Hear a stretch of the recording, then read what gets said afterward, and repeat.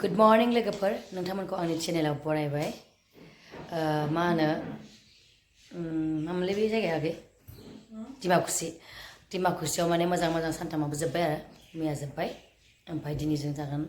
19 तारिख ना अक्ट'बरनि 19 20 21 तारिख जों थांगोन खाग्राबारि बारा गोजान नङा आरो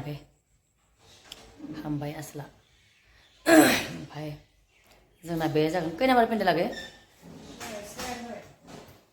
तारांगाव 8 नाम्बार पेन्डेल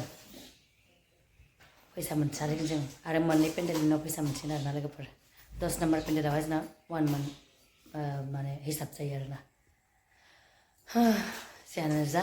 थांनोसैलाय गोजान जायगायाव जों ओमफ्राय दा खाग्राबारि मोनफैबाय आरोना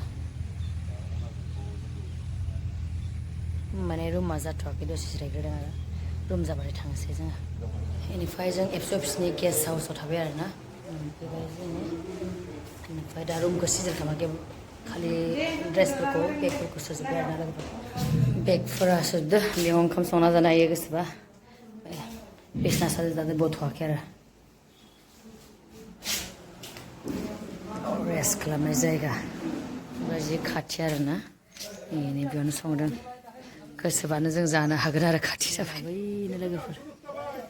पेन्डेला खाथियावनो आरो मेकआप सेकआप जाबाय खाग्राबारिनि फार्स्ट टाइमनि थाखाय रेडि जाबाय आरोना दिनै जोबथेसालिनि मोसादों बेलेगना राखैयो बबावबा पेन्डेलावहाय ओमफ्राय बेयावहाय जोबथेसालि मोसाखौ फार्स्ट खालामदों आरोना उफाय गैया माथाथ' बायनाय देहायाबो सुख गैया आं गोस लोमजाबाय थादों बेनो लाइफ सुखु दुखुनि गेजेराव खामानि मावनो मावखानांगोन आंसो मिथिगौ आरो मा सिटुएसनाव स' खालामबाय थादों उफायथ' गैया थांसै लोगोफोर